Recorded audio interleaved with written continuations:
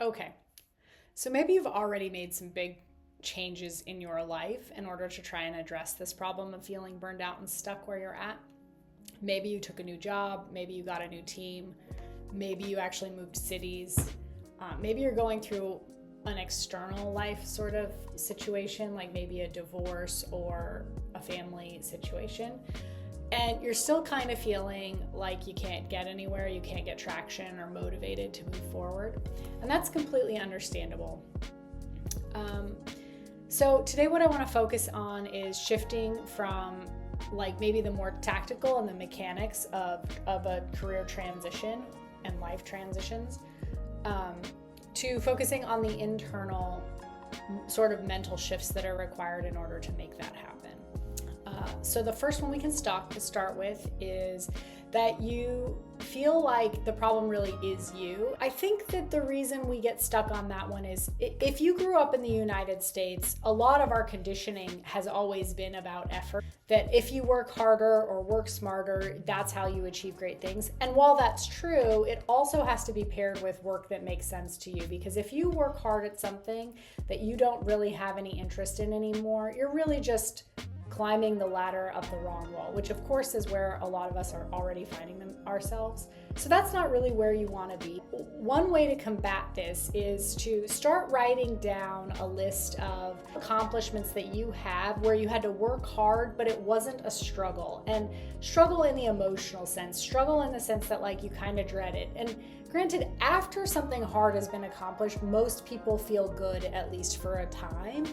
But the goal here is really to figure out like, okay, I worked on this church project for 6 months. We were trying to grow the congregation. And, I had to lean on a lot of my skill sets and it was a challenge. But at the end of it, I actually was really proud of the work I did. If that's like an example that you have relative to a work experience where you spent 6 months working on a work project and at the end you didn't feel the same sort of sensation, that's the kind of differentiation that we're trying to create. Because there is work that is meant for you and then there's work that's meant for other people. So if you can start to define what those experiences look like for you specifically, that will help you filter out what isn't working for you and why just working harder at the same thing that you're currently doing will not necessarily get you the result that you're looking for. So now we want to talk about reason number 2.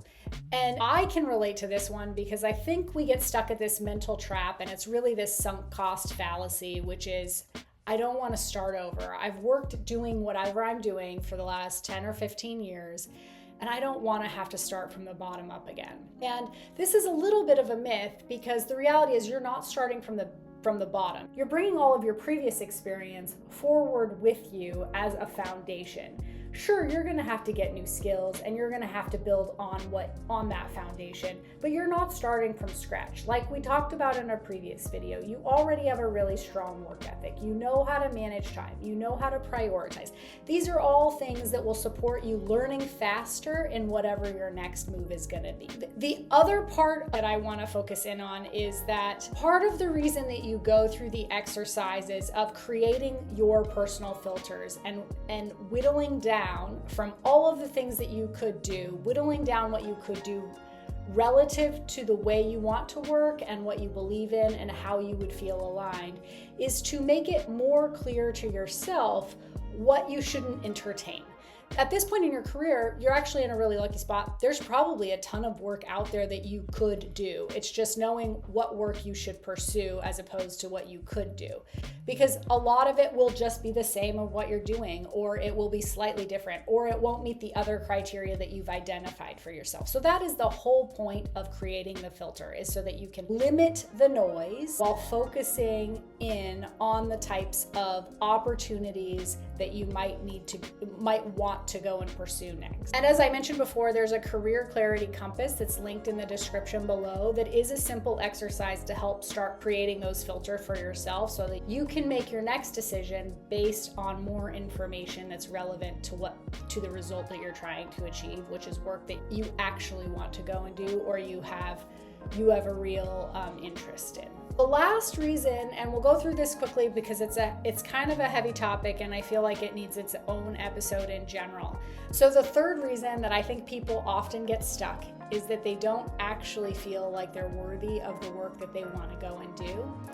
And that can be for a lot of different reasons. What you can do to really kind of move through that is to start looking at what your self-concept is. And what a self-concept is, it's the story that you're telling to yourself about yourself. So you need to think about the person that you want to be in the future and reconcile that with who you are today. And if you need to make changes in order to become that person, then that's what you have to go and do. But recognizing that you're not currently the person that could be the person that you want to be in the future is the first step. And really, it's a pretty natural part of the process of growing and learning and becoming the person that you want to become.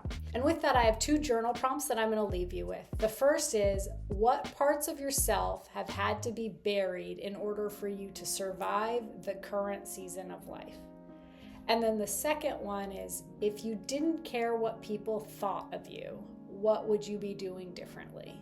So with that, I hope this has been really helpful. As I mentioned, I do have that career clarity compass linked in the description below. It's really just a simple exercise to help jumpstart the process of asking these questions to yourself and figuring out what those filters might look like for you so that you can figure out a best next step as opposed to just a next step. And if you like the content, go ahead and like and subscribe, and I would really appreciate that. Our last video is going to be another mindset video talking about regret and what to do instead. So I hope to see you there. Thanks so much. Bye.